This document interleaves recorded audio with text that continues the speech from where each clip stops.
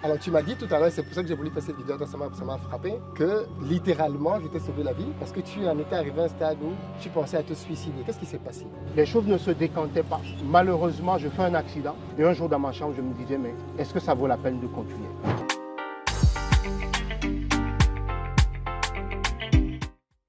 Salut, Salut, comment tu vas? très bien. Rappelle-moi ton prénom. Alors moi, c'est Samuel. Samuel. Oui. On vient de se rencontrer là il y a Ouais, quelques ouais, secondes. Ouais. Est-ce que tu peux juste te présenter pour les gens qui te connaissent Alors pas? moi, c'est Samuel. Alors je suis plus connu par Maoussé Rotondi. J'ai été directeur d'une ONG ici au Bénin pendant 15 ans. Et après, je suis passé à autre chose. Et notamment visiter un autre pays comme l'Amérique du Nord, le Canada, où j'ai fait quelques mois. Voilà. Alors tu m'as dit tout à l'heure, c'est pour ça que j'ai voulu faire cette vidéo, ça m'a frappé, que littéralement je t'ai sauvé la vie parce que tu en étais arrivé à un stade où tu pensais à te suicider. Qu'est-ce qui s'est passé? Alors, je suis parti il y a quelques mois. Je veux qu'on parle de ça parce qu'il y a Oui, peut-être des gens oui, qui nous regardent oui, maintenant, c'est ça. qui passent C'est ça. par des moments extrêmement difficiles. Difficile. Ouais. Oui. Alors, je suis parti parce qu'il y avait une situation un peu difficile ici. Et quand je suis arrivé là-bas au bout d'une année, les choses ne se décantaient pas Au Canada, hein? au Canada.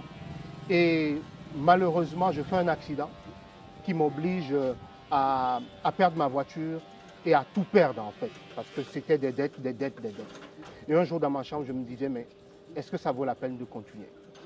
Alors, certes, il y a la foi, mais il y a aussi le trouble mental qui peut te prendre en l'espace de quelques heures. Et un ami m'a dit, écoute, si c'est que la finance qui te pose problème, écoute Philippe.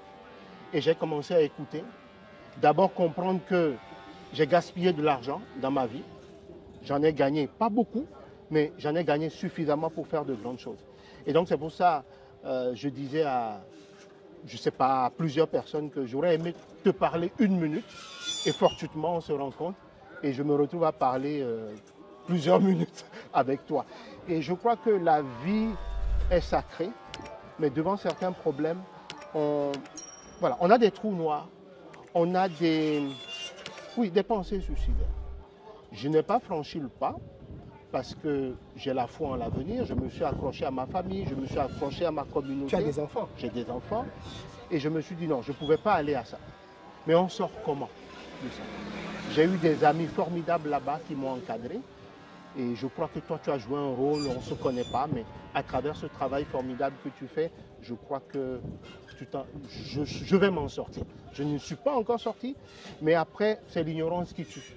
À partir du moment où j'ai acquis toute cette connaissance sur le mindset qu'il faut avoir, plus la foi que j'ai, je crois qu'on va y arriver. Qu'est-ce que tu fais ici au Bénin maintenant? Parce que là, tu es revenu. Je suis revenu il y a à peine 10 jours. Je n'ai pas encore commencé quelque chose d'extraordinaire. Mais deux choses. Il n'y a rien qui commence en étant extraordinaire. Voilà, c'est ça. J'ai commencé aujourd'hui avec la vente de poulets, des poulets de chair. J'ai fait... On va mettre un numéro là pour les gens qui veulent commander du poulet chez toi. Bien. Donc du poulet de chair et avec l'aide de tout ça, j'ai déjà balancé à près de 250 personnes dans mon répertoire parce que tu avais dit dans l'une de tes formations que ce n'était pas possible qu'on ait 1000 contacts et qu'on n'ait personne dans ces 1000 contacts qui peut nous acheter ne serait-ce qu'à 500 000 francs. C'est là la vraie pauvreté. Mais dans mon contact, j'ai toutes sortes de contacts, de députés, de ministres, parce qu'en tant qu'ONG, j'ai travaillé pour la société. Donc je me suis dit, je vais le faire, je l'ai fait. Et aussi le service traiteur, puisque j'ai la chance d'avoir une épouse qui est du secteur de la restauration. On avait ouvert une école de cuisine ici qui n'a pas marché. Donc avec l'investir de tout ça, on a lancé aussi le service traiteur aujourd'hui et on a reçu notre première commande. Et on te rend compte aujourd'hui, eh bien, il y a un Dieu, comme j'ai dit. Voilà. Numéro pour le service traiteur, les amis. Si vous êtes au Bénin, vous n'hésitez pas à le contacter, que ce soit pour du poulet, que ce soit pour le service traiteur qu'il fait avec sa femme. Il faut encourager de telles initiatives. Bravo d'être venu. Alors le numéro, c'est très simple, c'est le 01 95 15 92 92. Et l'identifiant, parce que les gens peuvent être dans la diaspora?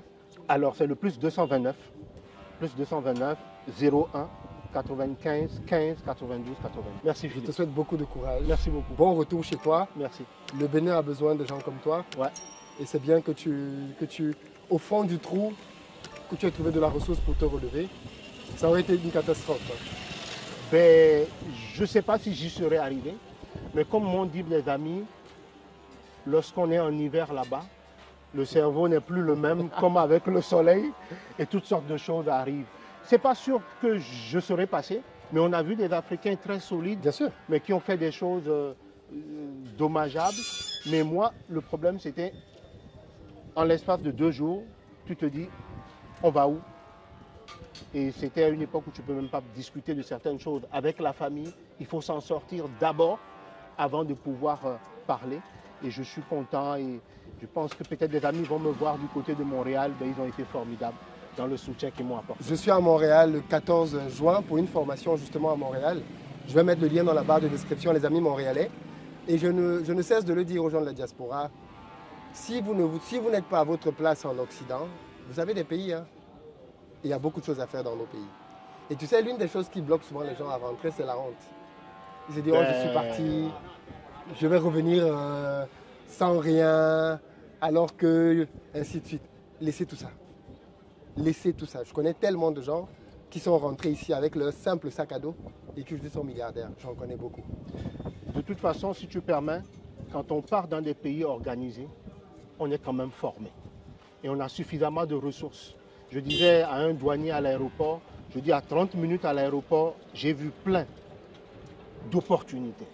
Partir, c'est peut-être utile, mais savoir revenir aussi est quelque chose de super important.